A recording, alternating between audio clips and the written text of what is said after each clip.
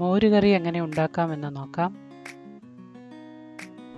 മോരുകറിക്ക് നമ്മളൊരു 2 table spoon തേങ്ങ ചിരകിയത്, 1/2 litre തൈര് നന്നായി ഉടച്ചു വെച്ചത്, 1 ടീസ്പൂൺ ഇഞ്ചി ചെറുതായി മുറിച്ച് വെച്ചത്, വെളുത്തുള്ളി 5-8 എണ്ണം ചെറുതായി അരിഞ്ഞത്, 5 പച്ചമുളക് നെടുകെ പിളർന്നത്, ഒരു വലിയ ഉള്ളി ചെറുതായി മുറിച്ചത്.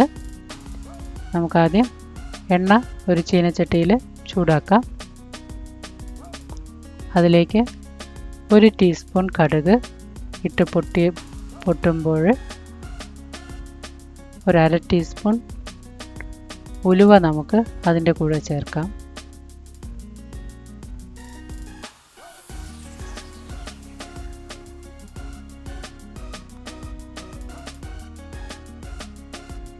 ഇതിലേക്ക് വെളുത്തുള്ളിയും ഇഞ്ചിയും ഇട്ട് ഒന്ന് നന്നായി വഴറ്റി കൊടുക്കാം.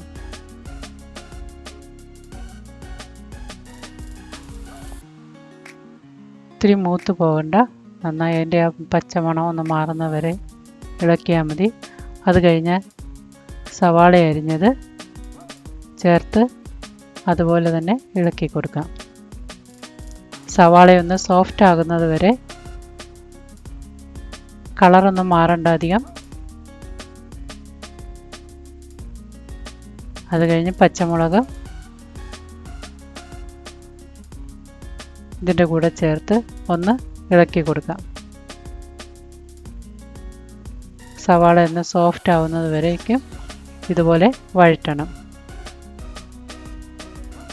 ഇതിലേക്ക് നമുക്ക് കറിവേപ്പില ചേർത്ത് ഒന്നുകൂടെ വഴറ്റി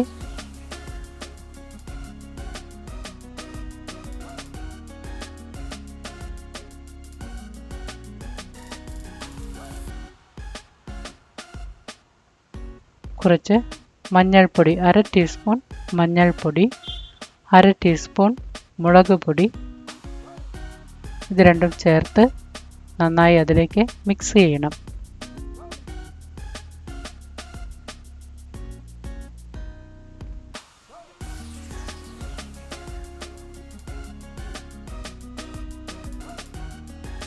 മുളക് പൊടി ഒന്ന് മൂത്ത് വരുന്നവരെ ഒന്ന് ചെറിയ തീയിൽ മിക്സ് ചെയ്യണം. ഇതിലേക്ക് തൈരുടച്ചത് ചേർത്ത് ഒന്ന് ഇളക്കി കൊടുക്കണം. ഇതിലേക്ക് 1 സ്പൂൺ ഉപ്പ്, അല്ലെങ്കിൽ പുളി കൂടുതലുള്ള മോരാണെങ്കിൽ 2 സ്പൂൺ ഉപ്പ് വരേക്ക് ചേർക്കാം.